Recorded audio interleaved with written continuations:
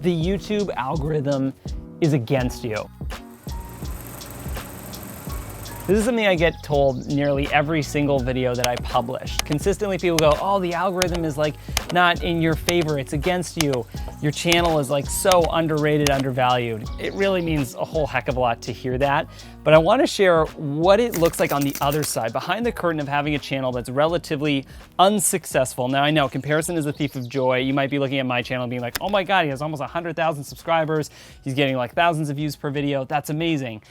But for me, one of the big comparisons is I've been doing this for probably 5 to 6 years, and then for the past 3 years, relatively consistently. My growth has been very small and slow in comparison to other channels that maybe even started like a year ago or even 6 months ago. There are a lot of pros that aren't typically seen, and there are a lot of cons that aren't typically talked about. So I want to share sort of the misconceptions, what it's like, the metrics, the money, the audience, the creative freedom that provides, and what are the major cons of being in this platform that has a lot of restrictions as far as creativity goes, and one of the major things of comparisons.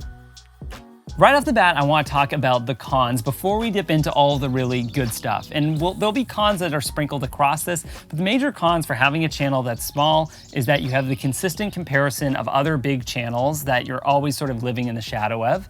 2, you feel sort of this weird pressure to constantly make stuff no matter what sort of thing you're sort of in survival instinct, where there's this idea of, oh, I should make a tutorial about this, or I should make a movie about this. Why am I not filming this? And there's consistently that thought. And I can only imagine actually the more followers or more viewers you get, the worse that becomes. So I actually don't think it really changes on the scale. It's just sort of like the creator analysis paralysis that we get. Another big con is since I'm doing this channel as sort of like a side hustle, there's still, priority projects that have to happen that make money. And between that, you get sort of spread thin is where you get the creator burnout. But, the two sort of have to happen simultaneously, which sometimes one suffers over the other. Those are the major cons. There will be more as the video progresses, but I thought let's just get that out of the way so you sort of know what it feels like. So let's hop right into it and talk about metrics. If you guys want to skip forward to any of the other sections, I have them all time-coded, so if one doesn't sort of spark your interest, we can go through the whole thing.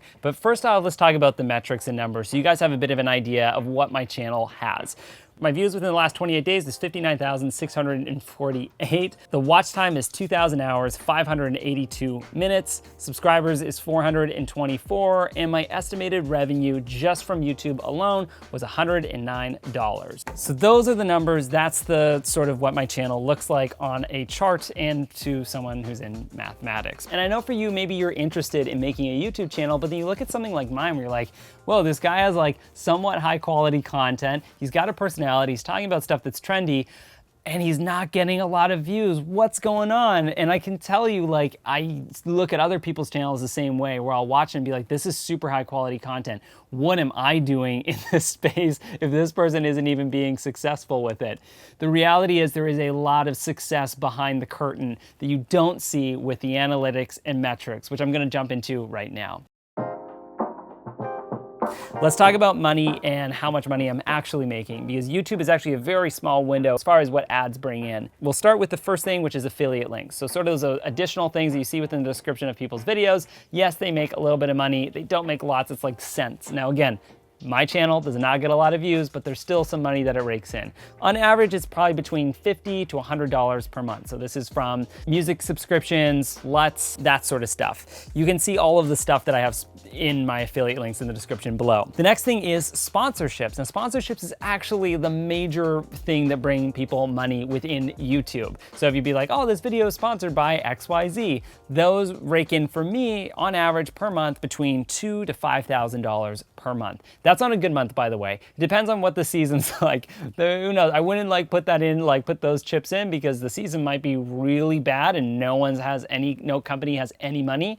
Right now in summer of 2021, things are actually doing well, and there's a lot of potential job opportunities for sponsorship ads. The next thing is digital assets. So whenever you see a filmmaker or someone talk, maybe they're selling their merch, maybe they're selling their ebook. For me, I sell this download pack with like 100 assets that I've created that I use for like all of these videos, as well as I have LUTs and some free assets available. And those that I have in the description, I probably make around $100 per month on a good month, and that's just making like 1 or 2 sales a month. So just for those things alone, I'm probably probably bringing in, call it on a good month.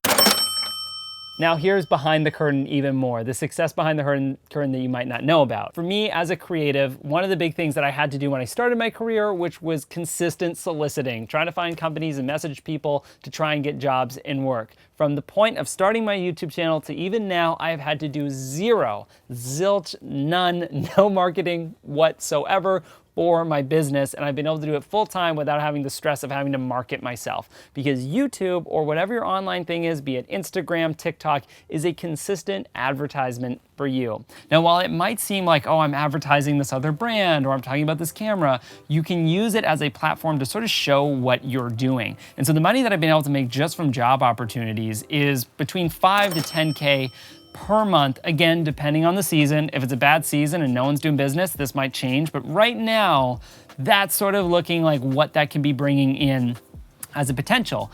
And here's the thing, it doesn't matter actually how big your channel is, it matters how big your network of friends is, because the beginning of when I started all of this stuff, I didn't have like any brands looking at my stuff, no one's watching my things other than my friends. And what I did consistently, and what I still do, is I publish my stuff on Instagram, Facebook, and things of like my personal networks. What eventually happens is a friend of a friend of a friend ends up watching one of your videos and goes, oh my God, this is amazing. You know, maybe your mom shares one of your videos, your uncle then shares your mom's post, your uncle's co-worker's boss looks at it and goes, oh my God, we need a company, or we need a video for our granite countertop company. And then you can go in and get that job. It happens all of the time, almost monthly for me with this channel. And that has been since the beginning of my career, from doing music videos, business ads, and even now like some pretty cool customers and clients.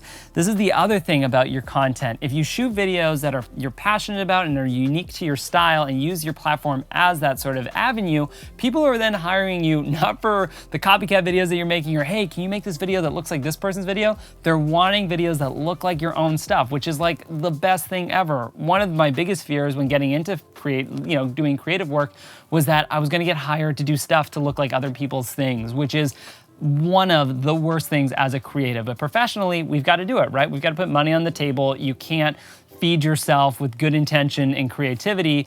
Money is what puts food in your belly. And one of the most amazing things with doing online content, even with the smaller audience, is that I can get hired to do stuff within my own style, within my own passion points, that is authentic to me, and it can also make money. So there is a way you can do it, and you don't have to do it with a big channel. Again, I was able to do this when I started. This also blends into career opportunities. Since my channel isn't massive, I get the opportunity to post whatever the heck I want, which is actually super fun. I don't have 500 clients looking over my shoulder being like, oh, like, but this doesn't match the brand's look and style.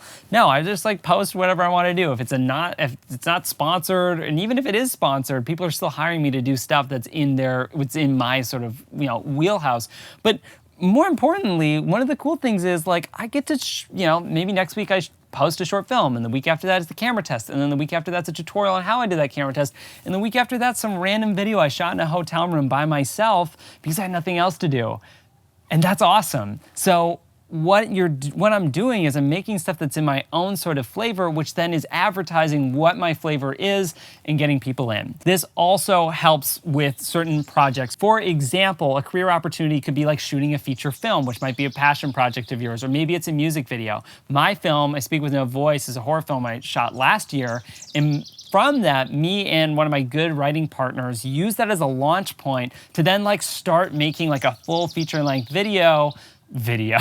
Why am I calling it video? We're making videos. We're doing the videos on the internet. It's good. Check it out on the Facebooks. But basically, what we did was we created this like short film that was a stylistic launch point, inspiration launch point for now this full-length feature film idea that we've been like chipping away at. And if we hadn't have done the short film, maybe we hadn't have been able to build this feature, which then maybe we hadn't have been able to do, get future opportunities. This happened with me with my feature-length zombie movie that I did, that I got financing and funding from like a Hollywood company. So it really is just a good launch point for creative ideas. So now I want to transition over to probably the most important part of this process, which is the priceless assets that are provided. And I talked about a few of them before, which are like job opportunities and career opportunities. And one of the major ones is experimentation. Experimentation without expectation is the biggest benefit of creating YouTube videos ever. And what I mean is that you can do whatever you want. And outside of shooting home videos that stay on your video camera, there's never ever been the opportunity as creatives to do something with zero expectation. But when you're starting a YouTube channel with literally no followers, no nothing, you have nobody with this expectation of who you are, what brand they're about to bite into. The bigger followers you have, the more expectation there is, the higher level of, let's say, quality of content you have to make. And more importantly, the higher comparison you have of your past self, where you're like, oh, old me wouldn't be happy with this new thing that new me did because it's not the quality that young me did. The cool thing about this is if you don't have those things, then you don't have that pressure, which then you can make whatever you want, which then solidifies your creativity. At the end of the day, when it comes to, let's say, like getting hired for a job or sort of carving out who you are as a creative, the best practice you can put in is consistent experimentation. And the only way to sort of solidify who you are is by consistently making things. You're not gonna like land on your style, who you are, what you wanna do as a creative if you're, watching other people's stuff and then not making things of your own, or you make one thing, you're like, this is me. If you look at filmmakers, even like, I don't know, Martin Scorsese, they started by doing like little short films, and even when they make a movie like Taxi Driver, Scorsese's on set for weeks and months and years working on the same film, whether it's in the edit process, writing it, and so therefore they're consistently daily chipping away at a different aspect of their creativity, and YouTube is really no different other than the fact you're just doing multiple small bite-sized things instead of one large thing. Next thing is validation and purpose. One of the major things that is incredible about having a foundation of 5 followers to now 93,000 followers is the fact that every video I do, even though it's not like thousands of comments to scroll through, I still have comments to go through that literally validate what I make, or they contrast what I make. Either or, I'm getting live feedback on the stuff that I'm making, which when do you get that outside of like sharing it to your mom or your dad? And trust me, when you share it to your mom, she's not gonna give you the feedback that you need, it's gonna be the feedback that you want, which are two very different things. Oh, it's very good, honey. Yeah, that's awesome, that's so good. You show it to your dad, your dad's like, this is the best thing you've done. Like, thanks guys, it's great. No, I love my parents' feedback. It's actually like my #1 viewers of all time that I show my videos for. But anyway, that's what ends up happening when you work within your small circle. But when you open yourself up to an audience, again, whether it's huge or small, you're still opening it up to new people to look at the stuff that you're making, which that feedback is priceless to how you move forward, whether it's good stuff or bad stuff. Good stuff means you're getting compliments and it just shows you're on the right path, and negative comments are to challenge you to either make better stuff or be like, no, I like what I do, F this person. Either or, you're being challenged in one way or the other. The final thing I want to land on is community. That community can be commenters in the comment section below giving you feedback or validation or purpose.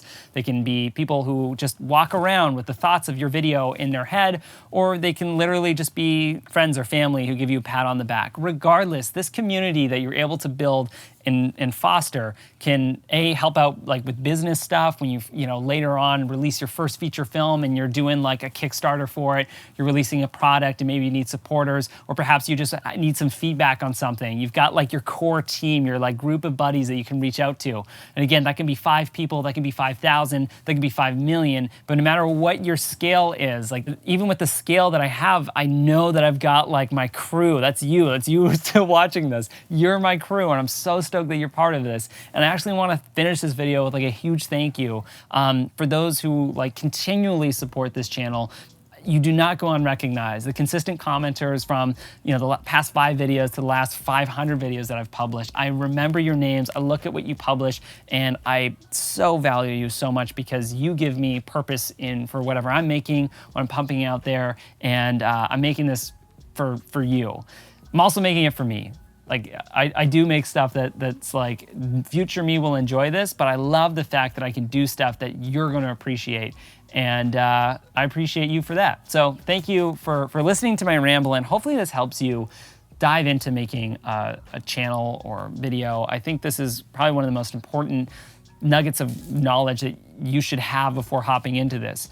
The big thing is there are cons along the way with comparison and vanity metrics and am I doing well or whatever, but from where my channel has started to where I'm at now, I can use this channel to sustain my film career. Maybe not my YouTube career, but my film career and my creative career 100%. And I've been able to use that as a launch point from the very beginning. Like, it's wild to think that something that, you know, had a couple hundred followers to now this many has still given me a sustainability that has given me job opportunities to travel around the world, opportunities to just fill up my bank account, to explore things creatively, that's not a word, creatively?